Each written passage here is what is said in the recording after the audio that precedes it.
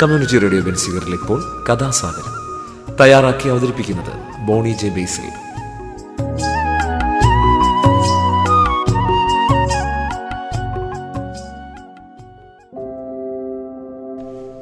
നമസ്കാരം പ്രിയ ശ്രോതാക്കളെ, ഞാൻ ബോണിയാണ്. കഥാസാഗരത്തിന് സമയമായി. കഥാസാഗരത്തിലേക്ക് ഞാൻ കടക്കുകയാണ്. കഥാസാഗരം നിങ്ങൾക്കറിയാം, കഥകളുടെ പരിപാടിയാണ്. നാടോടി കഥകളും മുത്തശ്ശി കഥകളും പുരാണങ്ങളും ഐതിഹ്യങ്ങളും എല്ലാം ഇതിലൂടെ കടന്നു വരുന്നു. അപ്പോൾ ഇന്ന് ഞാൻ പറയാൻ പോകുന്നത് മാജിക് മത്തങ്ങ എന്ന് പറഞ്ഞൊരു പുസ്തകത്തിൽ നിന്നെടുത്ത ഒരു കഥയാണ്. അപ്പോൾ ചെറിയൊരു കഥ, കുട്ടികൾക്കൊക്കെ ആസ്വദിക്കാൻ പറ്റിയ കഥയാണ്. നമ്മൾ മുതിർന്നവർക്കും ഇഷ്ടപ്പെടും. അപ്പോൾ ചെറിയ കഥയുണ്ട്, പെട്ടെന്ന് തീരുകയും ചെയ്യും. അപ്പോൾ കേട്ടോ.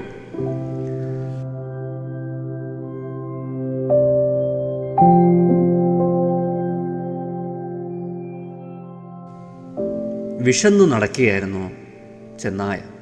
അപ്പോഴാണ് പുഴക്കരയിൽ കാട്ടിൽ ഒരാന ചത്തിട്ടുണ്ടെന്ന വിവരം ചെന്നായ അറിഞ്ഞത്. പക്ഷേ പുഴ കടന്നു വേണം അപ്പുറത്തെത്താൻ. മഴക്കാലമായതുകൊണ്ട് പുഴയിൽ നല്ല വെള്ളവും. അങ്ങനെ പുഴ കടക്കാൻ എന്തെങ്കിലും വഴിയുണ്ടോ എന്ന് ചിന്തിച്ച് കരയിലൂടെ നടക്കുകയായിരുന്ന ചെന്നായ് അപ്പോഴാണ് ഒരു ചീങ്കണ്ണി പുഴവെള്ളത്തിൽ അങ്ങനെ കിടക്കുന്നത് കണ്ടത്. ചീങ്കണ്ണി പതിവ് പോലെ ഉല്ലസിച്ച് വെള്ളത്തിൽ വെയിൽ കാഞ്ഞുകൊണ്ട് കിടക്കുകയാണ്. ചീങ്കണ്ണിയെ കണ്ടപ്പോൾ ചെന്നായ്ക്ക് ഒരു ബുദ്ധി തോന്നി. അവൻ പറഞ്ഞു, അല്ലയോ ചേട്ടാ, ഈ പുഴവെള്ളത്തിൽ ഇങ്ങനെ കിടന്നാൽ മതിയോ? ഒരു കല്യാണമൊക്കെ കഴിക്കേണ്ടേ? ഈ സമയം ചീങ്കണ്ണി തലയുയർത്തി ചെന്നായെ താല്പര്യത്തോടെ ഒന്ന് നോക്കി. ചീങ്കണ്ണിയുടെ മട്ടും ഭാവവും കണ്ടപ്പോൾ ചെന്നായ തുടർന്നു, അക്കരെക്കാട്ടിൽ സുന്ദരിയായ ഒരു ചീങ്കണ്ണി പെണ്ണുണ്ട്. നിനക്ക് താല്പര്യമുണ്ടെങ്കിൽ ഞാൻ വഴിയുണ്ടാക്കാം. അതെയോ? എങ്കിൽ ഞാൻ റെഡി, ചീങ്കണ്ണി പറഞ്ഞു. പക്ഷേ ഈ പുഴയിൽ നീന്താൻ എനിക്കാവില്ല. അക്കരെ എത്തണമെങ്കിൽ നീ സഹായിച്ചേ മതിയാവൂ. ഞാൻ എന്തു വേണമെങ്കിലും ചെയ്യാൻ ചങ്ങാതി, താൻ എൻ്റെ കല്യാണം നടത്തി തന്നാൽ മതി. എങ്കിൽ നീ നിൻ്റെ പുറത്ത് കയറ്റി എന്നെ അക്കരയ്ക്ക് വിട്, ബാക്കിയെല്ലാം പിന്നീട്, ചെന്നായ പറഞ്ഞു. ഒട്ടും സമയം കളയാതെ ചീങ്കണ്ണി ചെന്നായ തൻ്റെ പുറത്ത് കയറ്റി പുഴയുടെ അക്കരെ എത്തിച്ചു. കര പറ്റിയതോടെ ചെന്നായ കാട്ടിലേക്ക് ഒരൊറ്റ ഓട്ടം. കാട്ടിലൊരിടത്ത് ആനയുടെ ജഡം കണ്ട ചെന്നായി ആർത്തിയോടെ വയറ് നിറച്ചു തിന്നു. പിന്നെ തടിച്ച വയറുമായി തിരിച്ചെത്തി. ചീങ്കണ്ണി അക്ഷമനായി കാത്തിരിപ്പുണ്ടായിരുന്നു. അല്ല, അവൾ എന്ന് എന്നെ കല്യാണം കഴിക്കും? ചീങ്കണ്ണി തിരക്കി. അധികം വൈകാതെ തന്നെ, നാളെയും നമുക്ക് വരേണ്ടി വരും, ചെന്നായ പറഞ്ഞു. അങ്ങനെ പല ദിവസങ്ങൾ കഴിഞ്ഞു. ആനയുടെ മാംസം മുഴുവൻ ചെന്നായ തിന്നു തീർത്തു. അവസാനത്തെ ദിവസം ചീങ്കണ്ണി ചെന്നായോട് തിരക്കി, അല്ല ചങ്ങാതി, ദിവസം എത്ര കഴിഞ്ഞു? ആ ചീങ്കണ്ണി പെണ്ണ് നിന്നോട് വിവരമൊന്നും പറഞ്ഞില്ലേ? പറഞ്ഞു, അവൾക്കിഷ്ടമാണെന്ന്. പക്ഷേ അച്ഛൻ്റെ സമ്മതം കൂടി വേണമെന്ന്. നമുക്ക് നാളെ ഒരു തീർപ്പാക്കാം.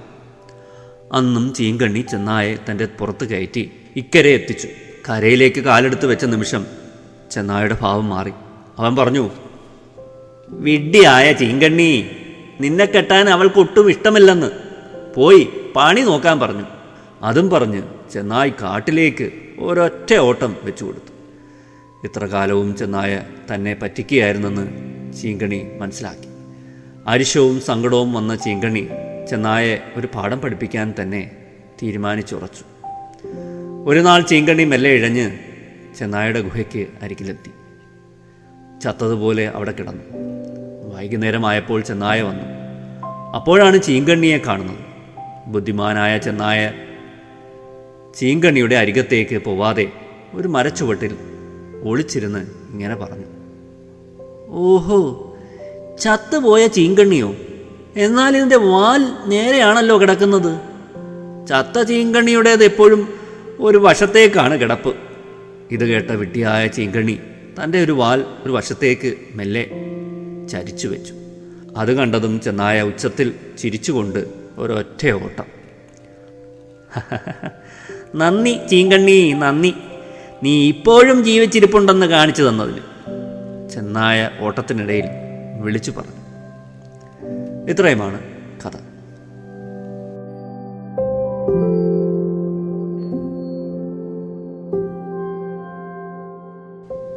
കല്യാണം കഴിക്കാൻ ആഗ്രഹമുള്ളൊരു ചീങ്കണ്ണി, അത് മുതലെടുക്കുന്ന ചെന്നായി.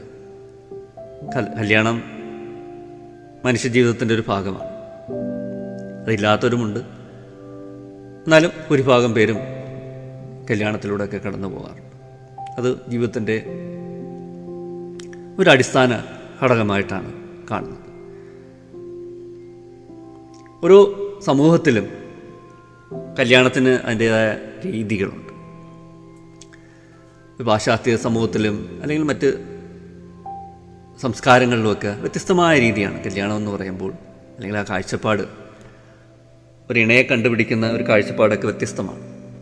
ചില പാശ്ചാത്യ സമൂഹങ്ങളിൽ ഒരു ടീനേജ് പ്രായത്തിൽ ബോയ് ഫ്രണ്ടും ഗേൾ ഫ്രണ്ടും ഒക്കെ ഉണ്ടാവണം.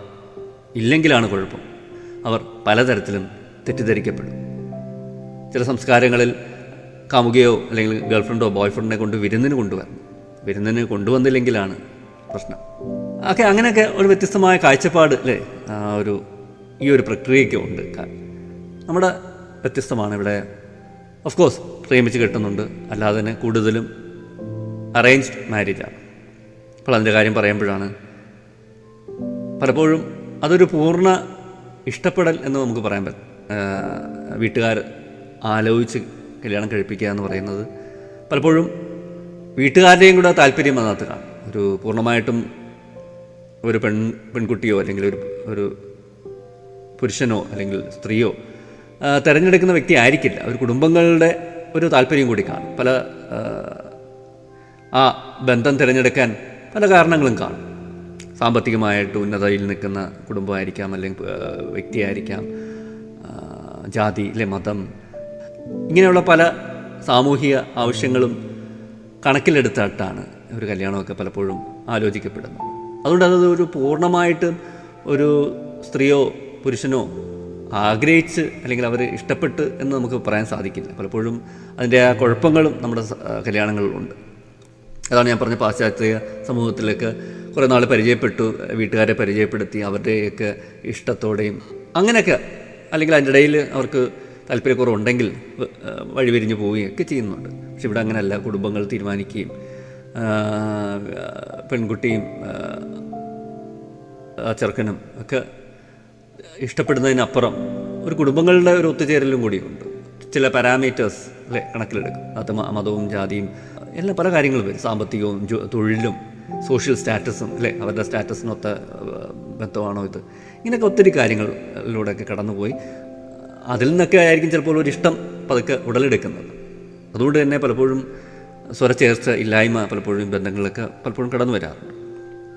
അപ്പോൾ നോർത്തിലോട്ടൊക്കെ കടന്നു കഴിഞ്ഞാൽ, അല്ലെങ്കിൽ നമ്മുടെ ഈ സംസ്ഥാനം വിട്ട് കഴിഞ്ഞാൽ കുറച്ചും കൂടെയൊക്കെ ഒരു പ്രാകൃത രീതിയിലാണ് പലപ്പോഴും അവിടെ കല്യാണങ്ങളൊക്കെ നടക്കുന്നത്.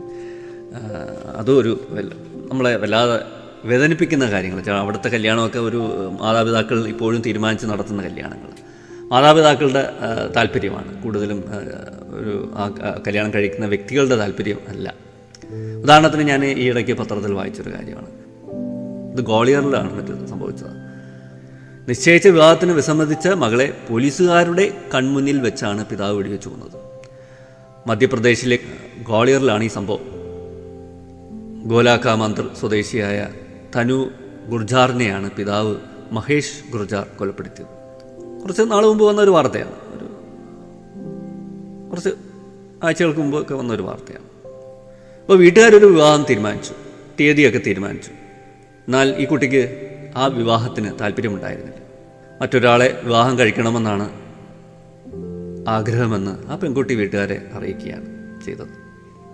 അപ്പോൾ കൊലപാതകത്തിന് മണിക്കൂറുകൾക്ക് മുമ്പ് തൻ്റെ ഈ ആഗ്രഹം അല്ലെങ്കിൽ സംഭവങ്ങൾ ചൂണ്ടിക്കാണിച്ച് സാമൂഹ്യ മാധ്യമത്തിൽ ഈ കുട്ടി വീഡിയോ പങ്കുവച്ചു. എനിക്ക് ഇന്നയാളെ വിവാഹം കഴിക്കണം, എൻ്റെ കുടുംബം ആദ്യം ഇതിന് സമ്മതിച്ചെങ്കിലും പിന്നീട് നിരസിച്ചു, അവർ എന്നെ ദിവസവും മർദ്ദിക്കുകയും കൊല്ലുമെന്ന് ഭീഷണിപ്പെടുത്തുകയും ചെയ്യുന്നു. എനിക്കെന്തെങ്കിലും സംഭവിച്ചാൽ എൻ്റെ കുടുംബത്തിനാണ് എൻ്റെ ഉത്തരവാദിത്വം എന്നാണ് ആ വീഡിയോയിൽ ഈ കുട്ടി പറയുന്നത്. വീഡിയോ വൈറലായതോടെ വിഷയത്തിൽ പോലീസും നാട്ടുപഞ്ചായത്തും ഇടപെട്ടു.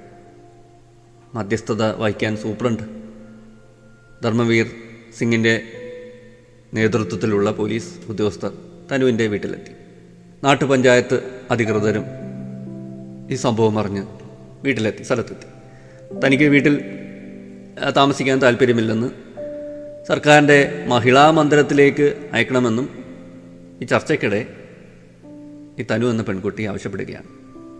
അപ്പോൾ സംസാരത്തിനിടയിൽ പിതാവ് ക്ഷോഭിച്ചിരിക്കുകയാണ്. ഇതിനിടയിൽ പിതാവ് പറയുന്നു, എനിക്ക് മകളോടൊന്ന് സംസാരിക്കണം, അവളടുത്ത് ഞാൻ സംസാരിച്ച് നോക്കട്ടെ, അവൾ ഇതിൽ നിന്ന് പിന്മാറുമെന്ന് ഞാൻ സംസാരിച്ച് നോക്കട്ടെ. അനുനയിപ്പിക്കാനായിട്ട് അങ്ങനെ ഈ കുട്ടിയെ അകത്തേക്ക് പിതാവ് കൂട്ടിക്കൊണ്ടു പോവുകയാണ്. അകത്ത് നിന്ന് പിതാവ്, അതായത് ഈ മഹേഷ്, നാടൻ തോക്ക് ഉപയോഗിച്ച് മകളുടെ നെഞ്ചിന് നേരെ വെടിവെക്കുകയായിരുന്നു.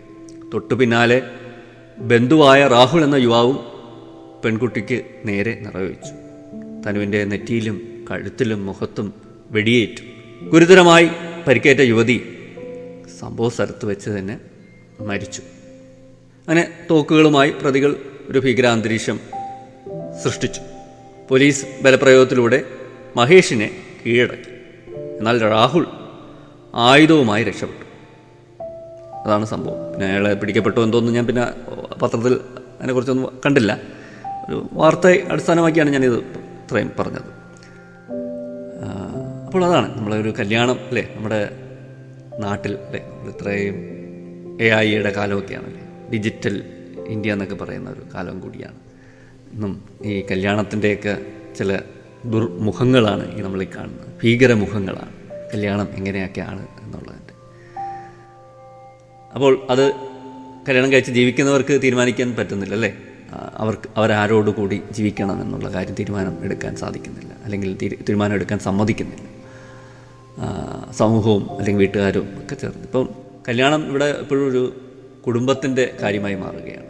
കുടുംബമാണ് അല്ലേ, അതിനകത്ത് സ്വത്തും സ്ത്രീധനവും പല പല കാര്യങ്ങൾ കടന്നു വരികയാണ്. അപ്പോൾ കല്യാണം വേറെന്തൊക്കെയായി മാറുകയാണ്.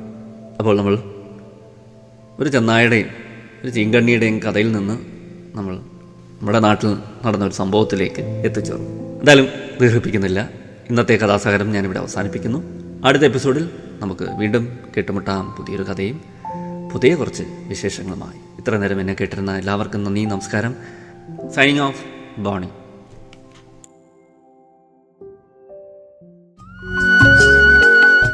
കമ്മ്യൂണിറ്റി റേഡിയോ ബെൻസികളിൽ നിങ്ങളിപ്പോൾ കേട്ടത് കഥാസാഗരം.